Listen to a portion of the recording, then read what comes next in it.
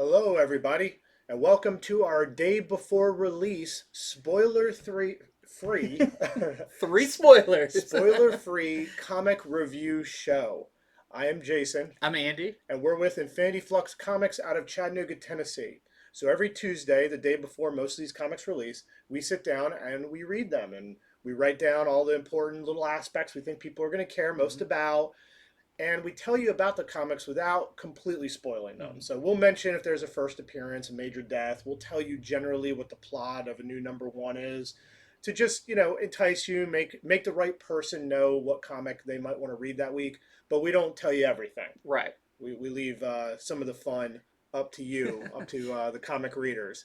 So without further ado, this is a big week. A lot of books out this week. Yeah, a lot of long talked about books, heavily discussed, and you'll see when we get into it Some surprises some too. So hang in surprises. there. Yeah. Yeah, for sure. I think you'll learn a thing or two you didn't know after this video.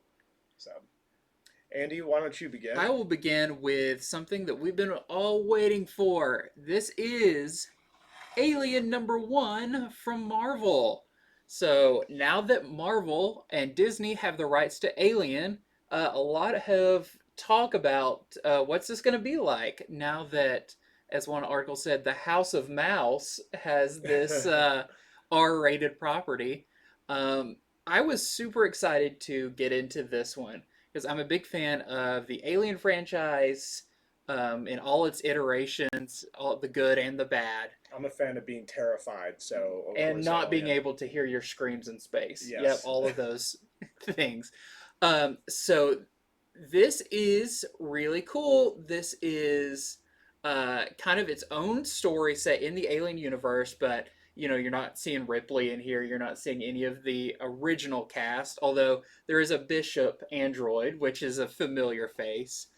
But this follows a man who is retiring from the kind of space army or the marine type things that you've seen in movies like Aliens, and he's having to deal with some flashbacks and PTSD of when he encountered some aliens back in when he was a little bit younger. He's lucky to have survived it all, Yeah, not many based on people the movies. survive from that, and some pretty horrible stuff goes with that. It also is kind of affecting his family life and, as you would imagine, just day to day operations, going through that kind of thing. He's having these dreams, and I will mention as one of the first big things is there is I would say a first appearance of a new breed of alien, That's but how it looked to me. very different. If you know H.R. Geiger's art, there is a heavy influence from a few of his pieces on this new character that I think is really exciting because, like we were talking about before we started filming, that first appearances in a book like Alien can go a long way into film. Yep. Film and games and everything else. Or new TV series, New TV perhaps. series, which we know is coming out about Alien. So I think this could definitely be a kind of a primer to get some new Alien lore out there that some of these other properties, these other mediums can pick up on.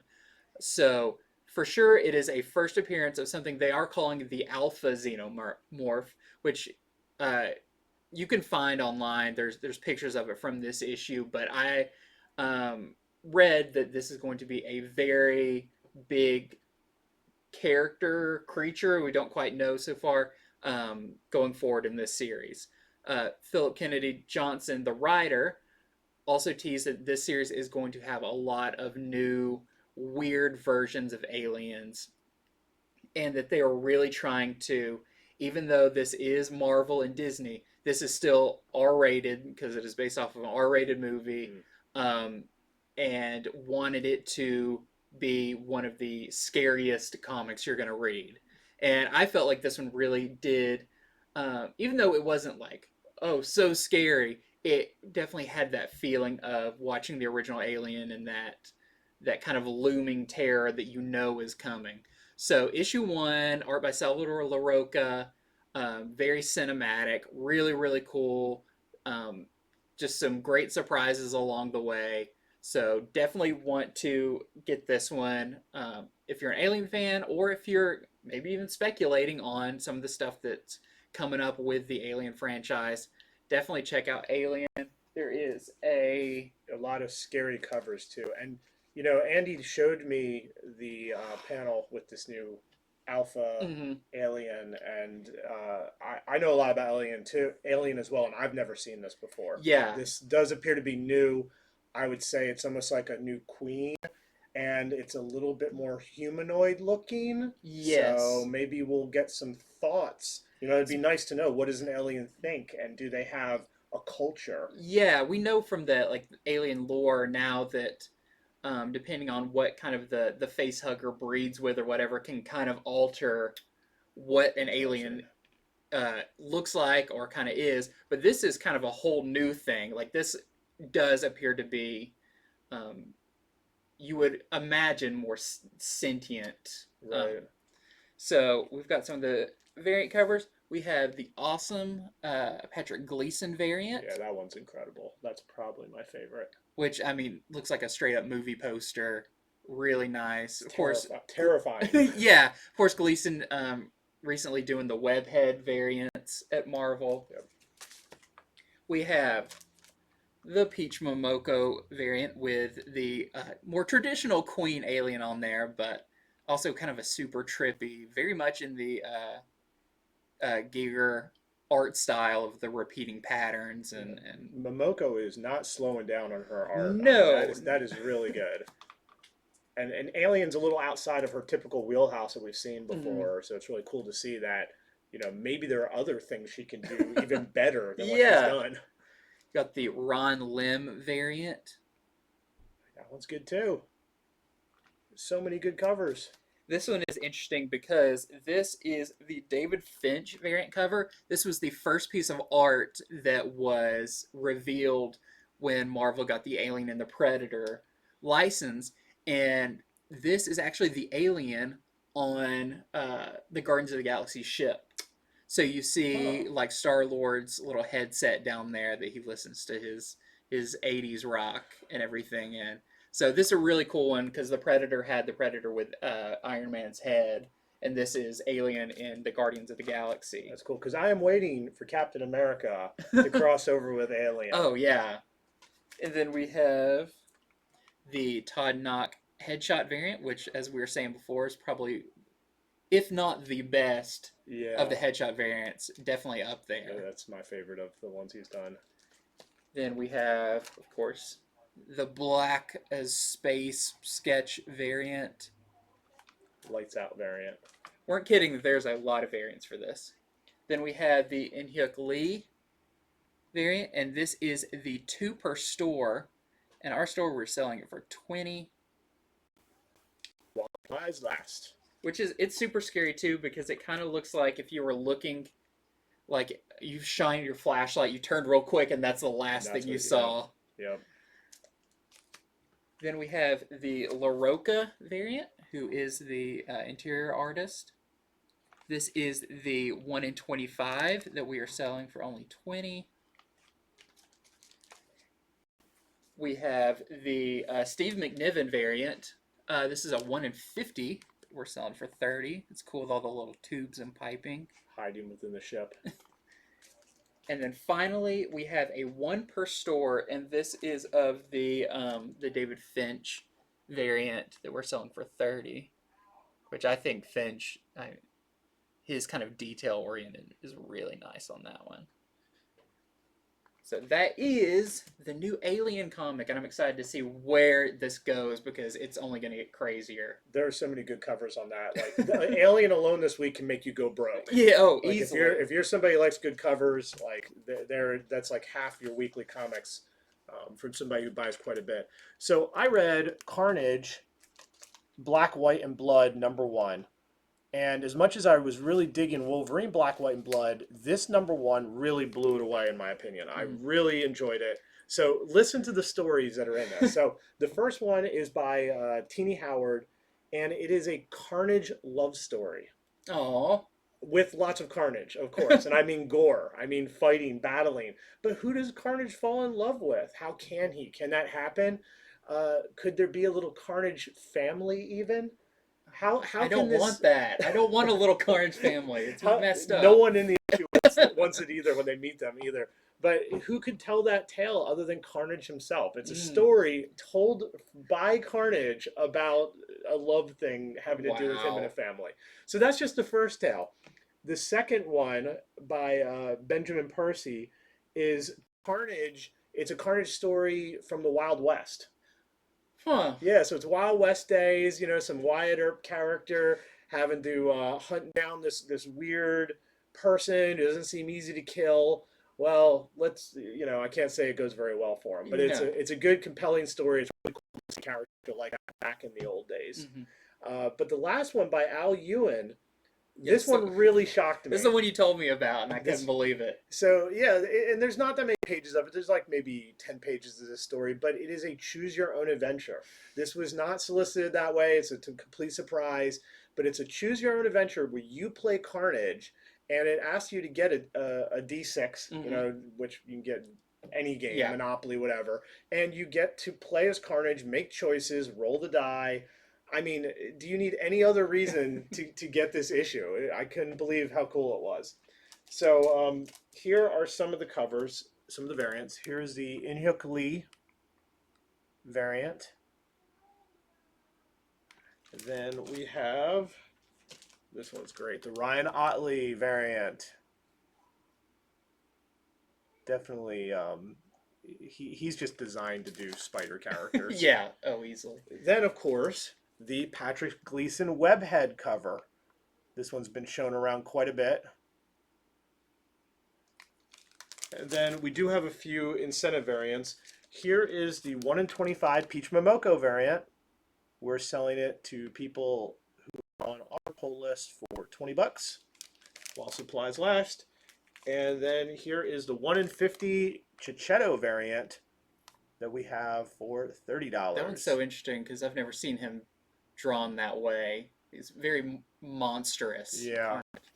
So, how did your choose your own adventure go? Did you get a good Okay, good so ending, or we had so much to read. I skimmed it a little, but I didn't play it. But I also didn't read it because I want to play it. you got to play So it? later on, I'm going to. So it hasn't happened yet. Okay. So next, I'm going to talk about Teen Titans Academy #1. This is really, really exciting because coming out of Future State, the Teen Titans story there, which this is by the same creative team, I felt was maybe the strongest, one of the most notable for sure, just with all the new characters. Definitely, I mean, DC knows Red X is one of the next big things. Yes. This for sure. leans heavy into Red X. So if you read those, Just look at the cover. yeah, yeah, for sure, front and center. Yeah. If you read the Future State Teen Titans, you're definitely want to pick this up. This is very tied in, or like, this isn't just an alternate tale of the Teen Titans. You could tell that the Future State version was the future of this story. So this opens with the original Teen Titans, the classic Teen Titans. So Nightwing, Starfire, Beast Boy, Cyborg, Raven. They have started the Titans Academy, which is to bring up the next heroes, the next Teen Titans that are going to be protecting everyone. So you have the senior members, which are the ones I mentioned. Then you have the upperclassmen, which are the if you're reading Teen Titans before all this, that's that level. So The group that Damien put yeah, together until they booted him. exactly. So So that team is with like Crush yeah, and Roundhouse. Roundhouse. All of those are your upperclassmen. And then we have this whole new cast of brand new characters.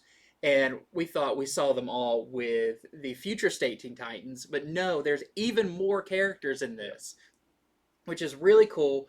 There is, I mean, it feels like any one of these characters could be a breakout star.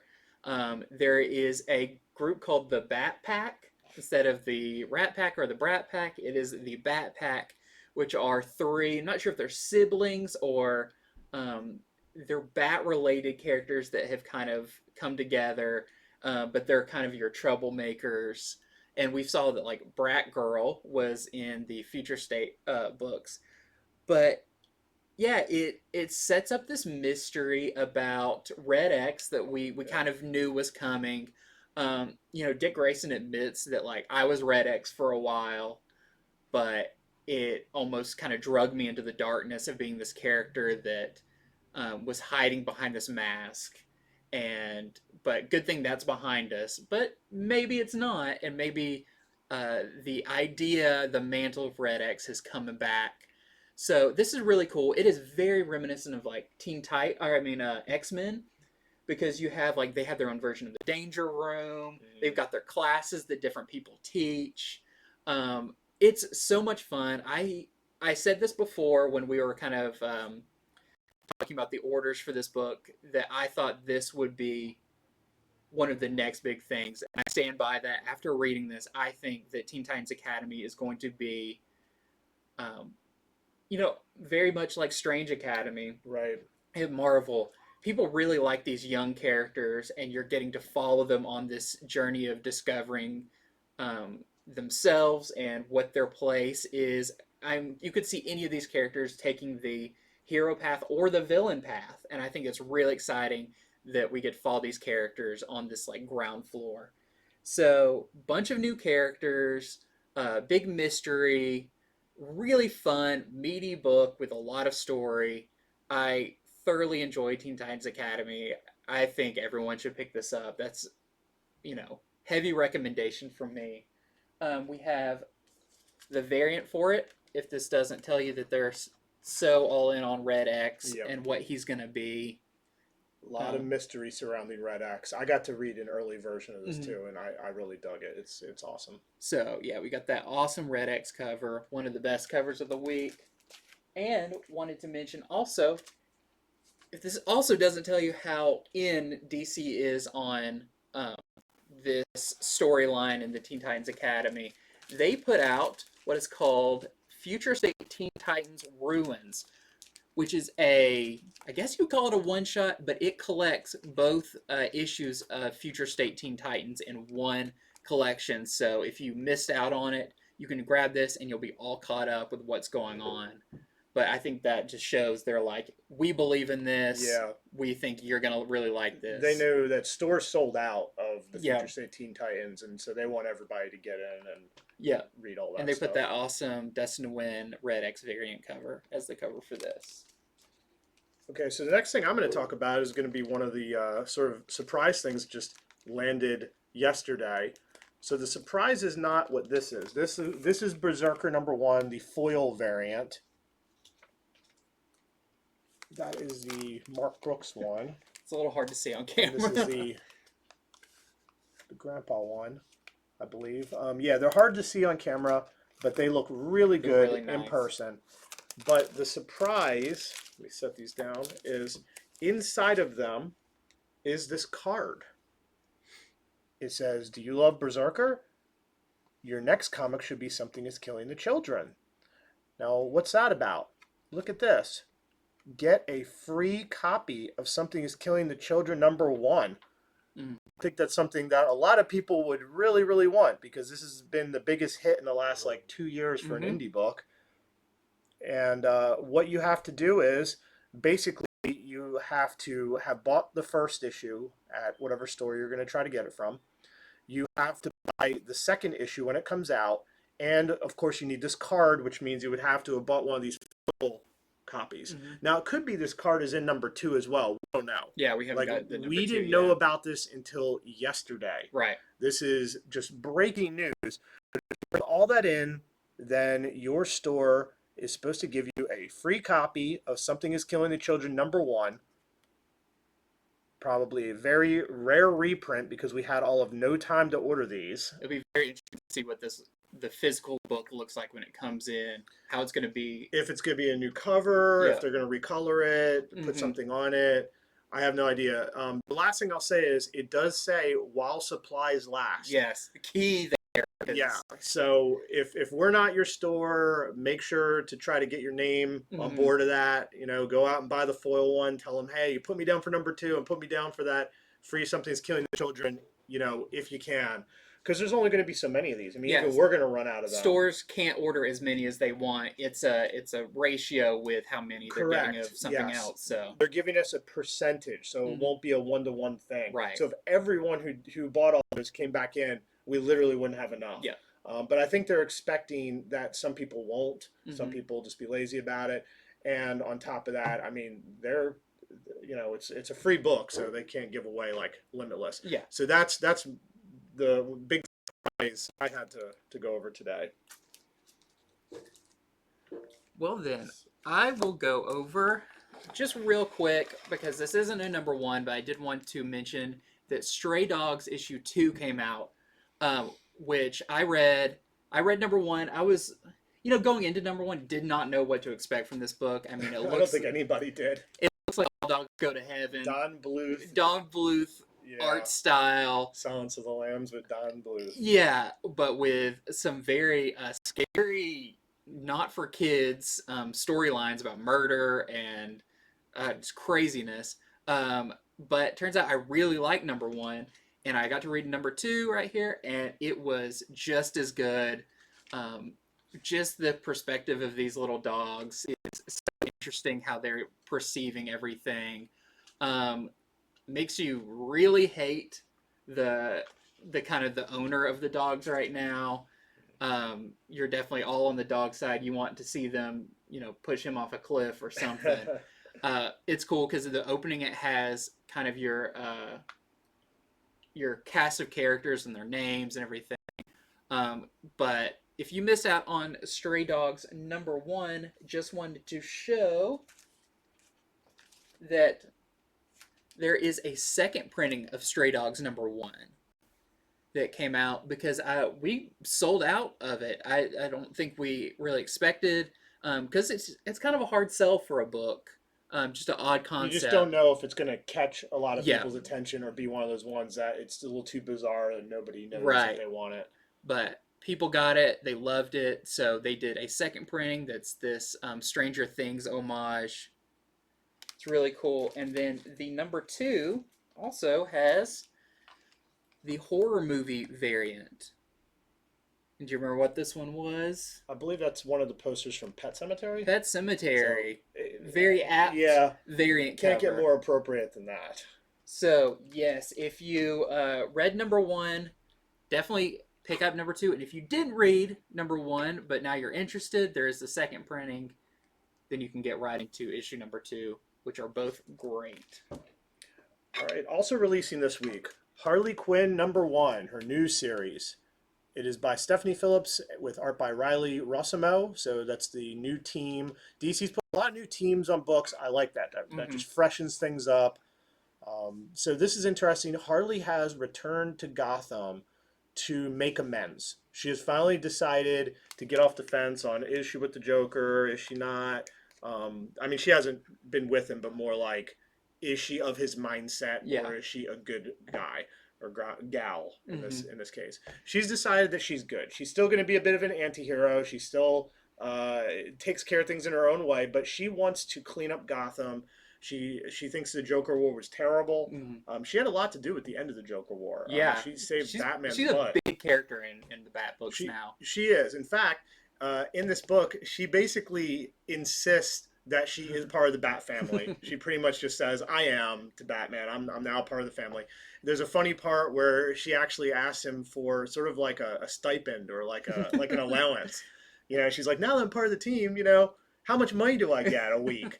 It's really funny because she questions how all these Bat characters could be linked to Batman and who's paying. Yeah. You know, like, surely somebody's paying their rent. It's bad now that Bruce Wayne is broke, too. I know that's the worst time to ask him about it. So that was really funny. And there is a first appearance in this. There's a new sort of Harley sidekick character that she picks up, named Kevin, who seems like he's going to stay around. I'll let you read it to find out why. The most I'll tell you is now that Harley feels bad about stuff she did with the Joker, she also thinks that certain people can be redeemable. Mm, Maybe other people who had their head turned wrong by the Joker. mm-hmm. So that's Harley Quinn number one. There's some very cool variants. The Derek Chew variant, which I mean, this one I just like it the more I look at it. It's just so cheerful and So colorful. colorful, and yeah, it's great. And I would almost say this is my favorite one, except Yashitaka Amano's. This one we've been showing this off for ages. So this is sort of a hard to find Mm-hmm. variant. You might not be able to find it at your store because retailers like us, we had to order a whole lot of these to be able to order any at all. I've been a fan of Yashitaka Amano's art since his designs on the Final Fantasy games. I'm so glad that he is doing comic covers now. So I've heard some people say this one is not quite for them, but I think I've heard a lot more people really loving it. Yeah. There's just a lot to take in and look at here. Like she's smoking Superman and the Justice League characters, and I think it's wonderful. I think it's a great cover. There is also the blank variant, which is nice, clean pink slate that you can have your favorite artist draw on for you. I like this new version of Harley that's like she wants to be good, but does she even know how to do that? Yeah, She's so she's so like destructive she's so and destructive impulsive. that it's almost better if she was just bad because she may cause less damage that way. Yeah, and I mean, honestly, you can tell Batman he's not really into this idea, except that she really his Hmm. saved him. Yeah, So reluctant member of the Bat family. Real quick, I'll also mention this is Miles Morales, Spider-Man number 24. And what's notable about this is the issue right before we get into, as you see advertised on there, the new Clone Saga.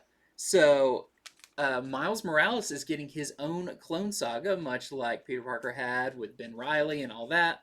Um, and I wanted to check this one out before that happens because I was like, I wonder if it's going to lead into it.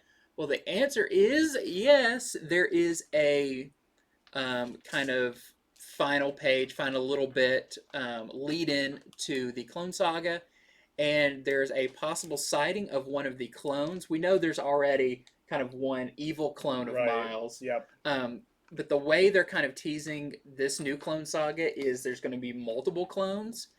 And so what they see could be the first appearance of one of those clones, which, of course, like all clones, are not good. They're bad. No one can make a nice clone.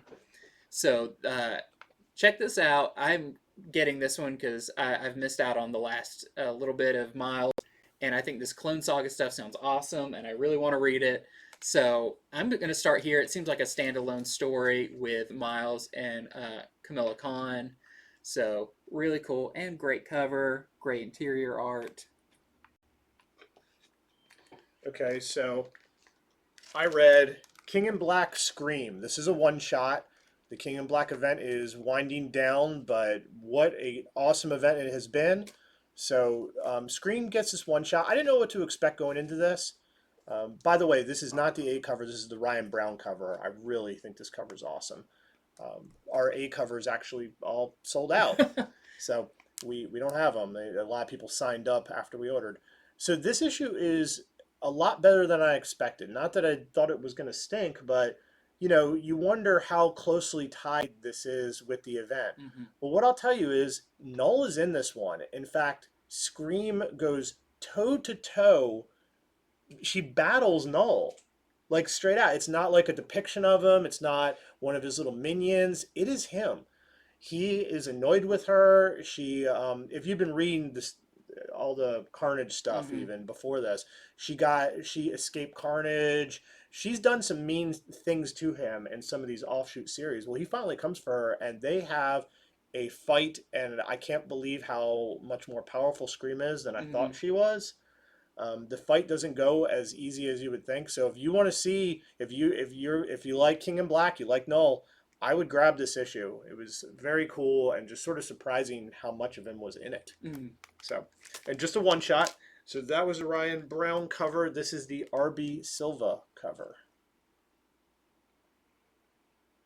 And I think that's Null right here. I like Glowing that. eyes.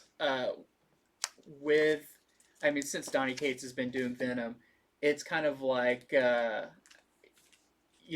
all of the Venom characters have risen in rank to being way more interesting and way more prominent across the board. So, of course, Scream is now tough, and Carnage is getting his own miniseries again, and all symbiotes are now on top. I did forget to mention this with the Miles. Marvel's doing these Thing covers, not the Fantastic Four Thing, but Man Thing, and kind of thingifying a lot of the characters. So this is the Miles Thing variant. I like that one a lot.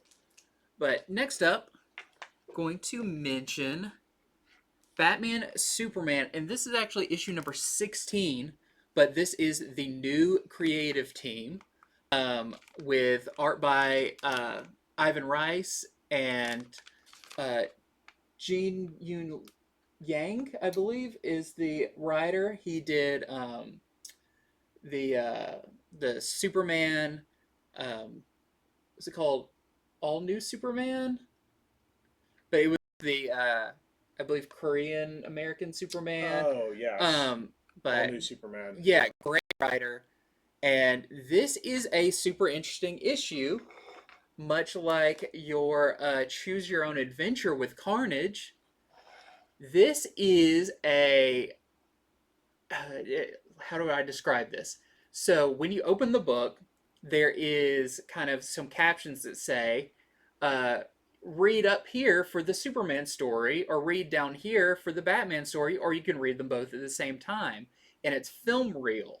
And as you turn the page, the top of each of the pages is a film reel that is Superman, and across the bottom is a Batman one. And they're seemingly two separate stories. So, of course, when I picked this up, I had to decide how I was going to read this. And I said, I'll just read the Superman first, because I don't trust myself to keep track of what's going on if I'm jumping between story up and down, up and down. So it's very interesting given that way of reading it. And it's not just a gimmick, it is tied in with the story. So there, it appears that this is not your definitely main in continuity Superman or Batman. We'll maybe find that out later on. But this is your almost like first appearance Superman and first appearance Batman, where maybe the Superman can't fly. Maybe he just leaps tall buildings in a single bound, and Batman is more of that detective. Still got gadgets, but a little less so. And the stories are done in that very like early comic book storytelling style. Doesn't feel dated, but it Jimmy Olsen is throwing around some of like his classic outdated zingers and everything.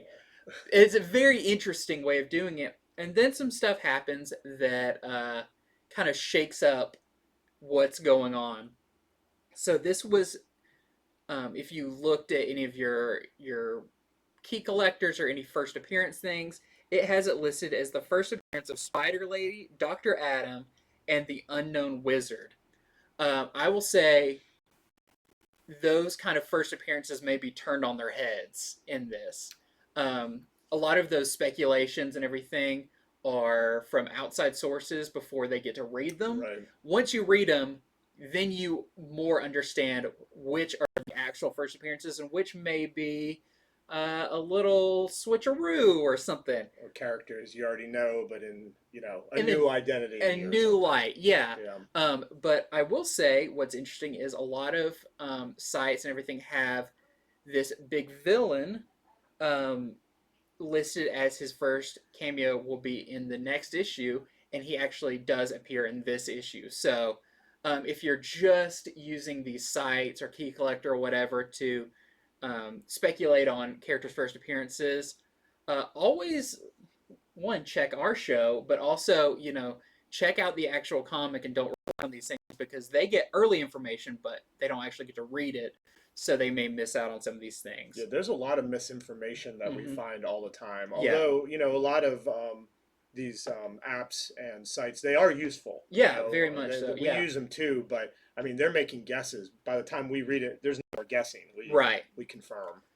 So I will say maybe there's less of the first appearances than it says, but there is one of this new villain, and it looks like maybe as we go on, this story is in continuity, and that may be all part of this crazy new villain's plan that's kind of centered around movies and Yeah, film film, rolls. which Yeah. is really, really cool. So, of course, Ivan Rice's art is amazing in this. The writing is great. It's a really fun read. Um, so, definitely check this out. It is, could be called a new number one, but they kept the numbering going. But for sure, a jumping on point. And I think people are really going to like this because it is a lot of fun. Then we have a really nice variant for this as well, with the world's finest on there. So, Boom has been knocking it out of the park with so many comics lately. Obviously Berserker being one of them. I think this one has flown under a lot of people's radar. This is Firefly brand new verse number one. Now, Firefly was a very, very hot, just sort of property for a long time. I love the show. I love the movie, Serenity. And it just, I don't know, I guess it cooled off because there was no new content for a while other than the comics. And the comics were doing well, but they kind of cooled off. I think this is set to heat it back up a bit. Mm-hmm. So what is the brand new verse? The brand new verse is it's set 20 years into the future. And the ship now has a new captain whose name is Emma, and she is the daughter of Zoe and Wash. Mm-hmm. So right away, I read that in the solicitation. I was like, yep, sign me up. Mm-hmm. 20 years into the future, I want to see what's going on. This sounds fresh. This sounds new. So it's not just her, though. There's a new crew on board the Firefly. So, it's a lot of new first appearances, Mm-hmm. basically. There are some of the old characters still in there. Zoe is still around. Inara makes a little appearance. I won't say exactly how. But where is Captain Mal? Who knows? So that has me interested. I want to see what's going on. But these new characters, I think it's a big deal. I think this is one that's going to trickle out, and people don't realize yet that it isn't just stories of the old Firefly people being told by a different writer. This is new. Now, on top of that, a lot of Boom things have been getting optioned. Everyone has wanted Firefly to come back forever, for Yeah. ages and ages. But guess what? A lot of the actors, they're pushing the age where it either have to be them in the future and a lot of them have moved on to other shows. I mean, Nathan Fillion, I don't even know if they could afford him based on all the other things he does. So to me, this is a good way for them to relaunch possibly a show if enough people buy this. Yeah. So, I've got a bunch of these stashed away because first appearance of a bunch of characters. So that was one I was pretty excited to talk about. And I read it. I thought it was a cool first issue. I'm interested in these characters. So we have some variants for it. Here is this variant. Now, this does not occur in here. I think this is more of like a memory, back when Mal was still around. Not sure where he is now, where he's teaching us new character, Emma. There is a blank variant. Then we have a few incentives. There is a one per store variant. It's the one we showed before, but it is the Virgin variant. We're selling ours for $25. Here is the 1 in 25 Jenny Frison variant for $30. And you can see how heavily they're featuring this new character. There is the 1 in 50 Wada variant for $50. Very pretty. And the 1 in 100 Frison Nice. Virgin variant for $120.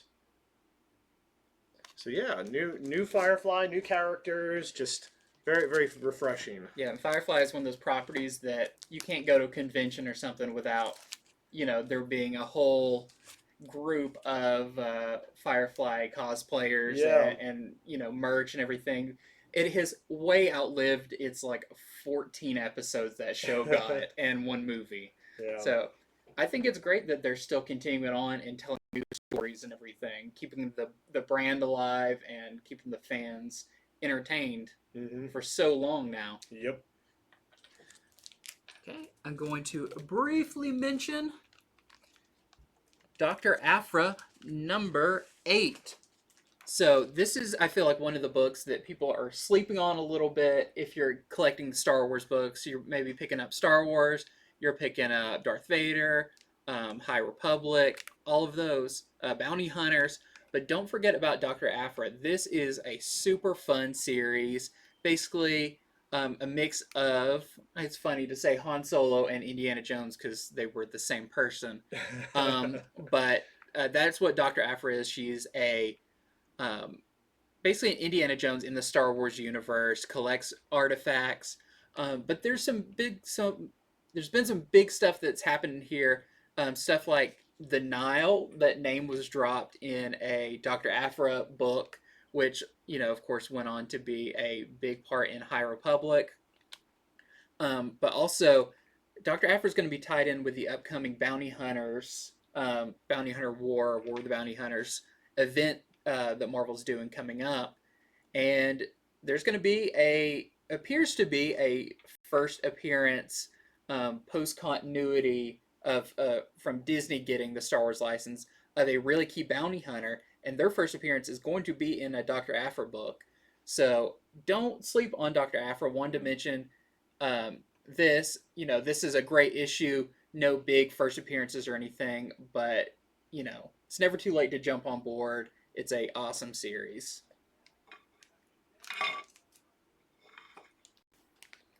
Okay, so next up, I read Detective Comics 1034 by the new team of Mariko Tamaki and with art by the great Dan Mora.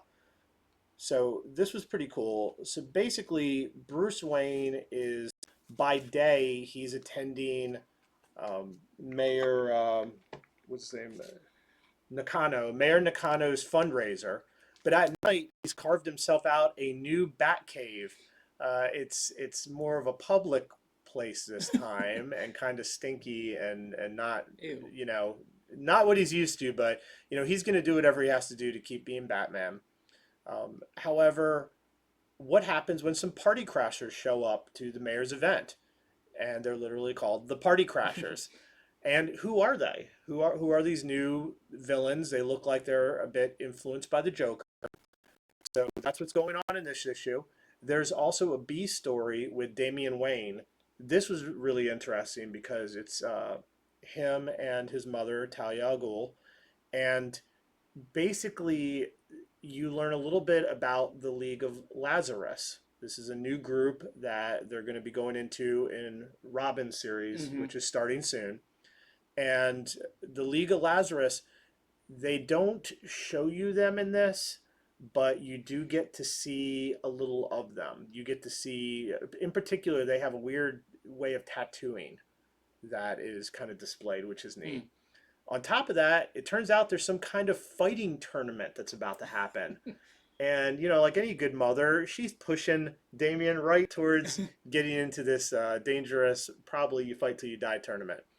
The last thing I'll say is there is the return of a fairly major Green Arrow character in this that we haven't seen in a very long time.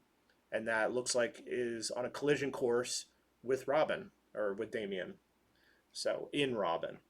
So a lot of stuff going on in Detective Comics 1020 or 1034, and here we have the variant by Bermejo,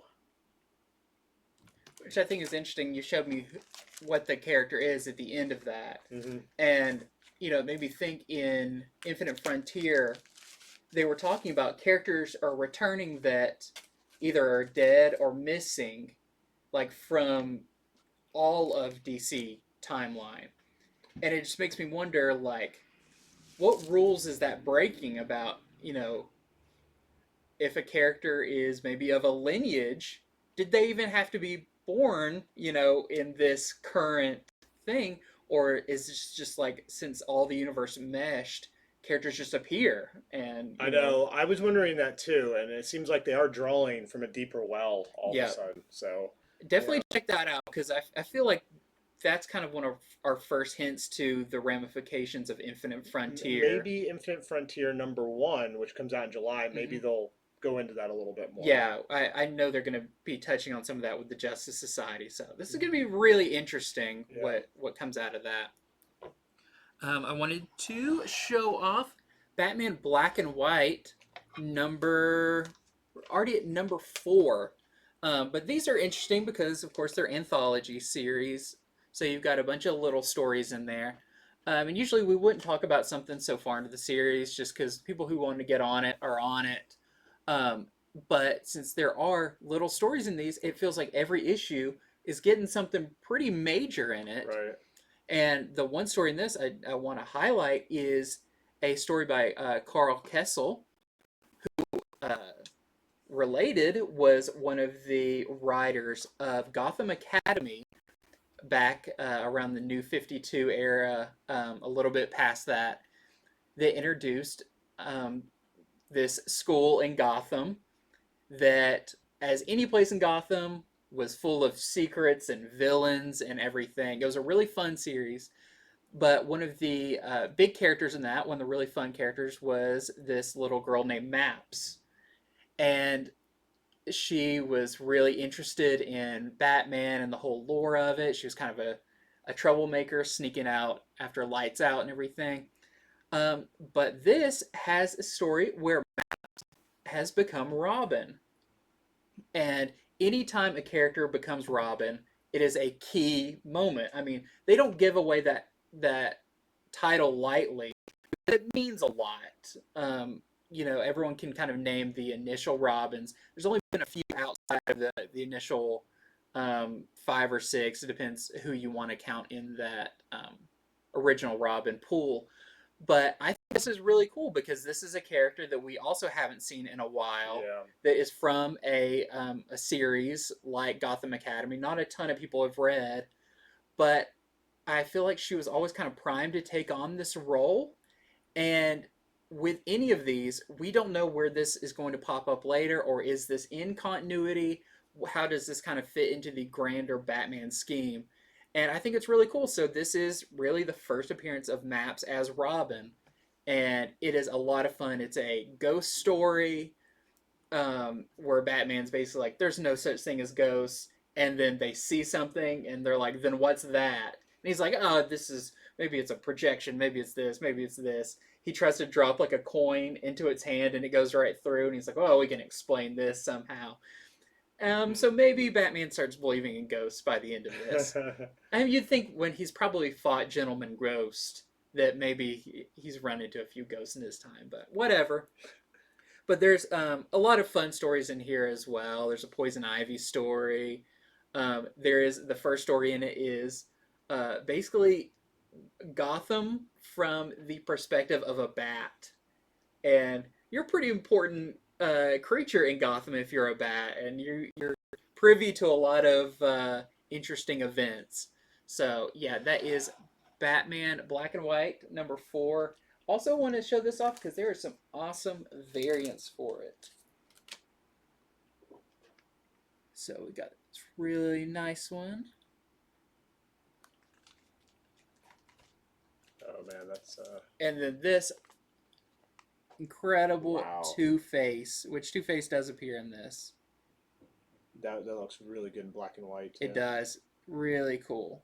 So yeah, another really cool key issue with the first appearance to pick up, to go along with all the other ones that are coming out today. Yeah, a lot of them. It seems like DC with Batman Black and White, they're just sort of putting out ideas, and I think they're going to see which ones people talk the most about, and then maybe return. And I think that's smart because otherwise, if you go ahead and launch into a series, and then everyone's like, we don't care about that, So they're just slinging a lot of ideas out in small ways to see what. Like all of them, do all of them. This. I mean, we got the awesome next Batman one with his new sidekick, and yeah. So another one we want to talk about that comes out tomorrow is Taskmaster #3, the second print. So why did this go to second print? It's because it has another first appearance. This is Taegukji, who is the South Korean equivalent of Captain America. Mm. And it has already been announced he is going to be in other comics. He's not just a throwaway character completely. They have more plans for him. Taskmaster goes up against him in this issue. A lot of people, just about everybody, did not end up getting this. And so I think they did a great job with this first appearance, which is a panel from it, but they did some different stuff around it. So that is releasing.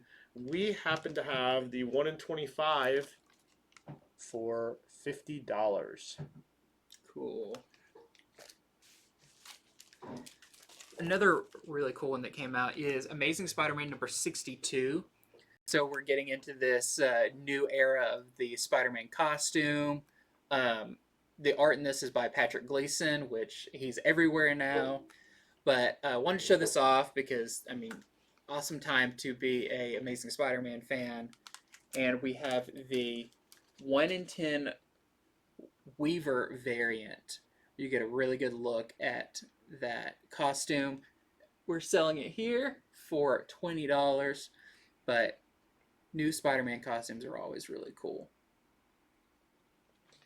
The Department of Truth number 1 has gone to 4th print, and that releases tomorrow. This book has recently been announced as officially being optioned, so the value of those first prints have gone up. It's just kind of hard to find them at this point. So you know what? I have the wrong one here. This is issue 5 second print. That's how hard it is to keep track I grabbed of the wrong one, but I do assure you that issue number 1 4th print is also out tomorrow.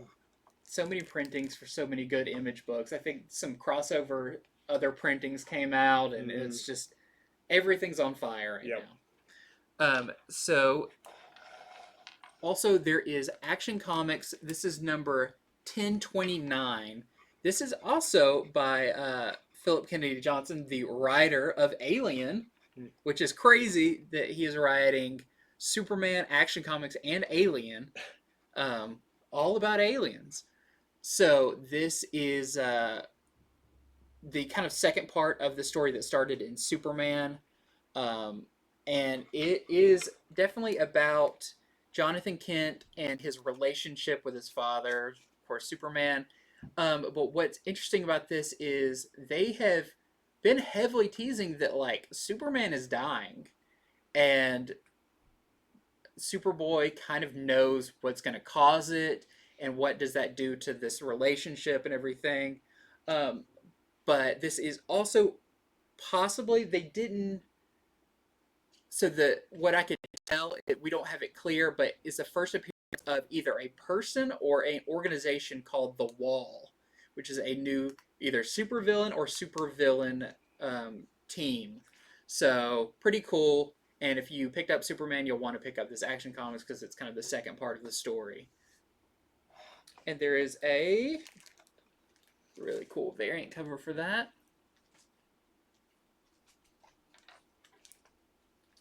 Okay, so Jem Bartel continues to do her awesome variants for Women's History Month. This is Black Panther number 24 with Shuri. What's the date Awesome it gives for that? What's her first appearance? It says established 2005. Cool. Yeah. And then we have Michael Cho's been doing his two-tone variants. So that is the Black Panther 24 one. Very Kirby-esque. And we also have Savage Avengers 19. Awesome. So just a couple of little ones left. We have the final in the Turtles of the Best of TMNT series. This is the Michelangelo one.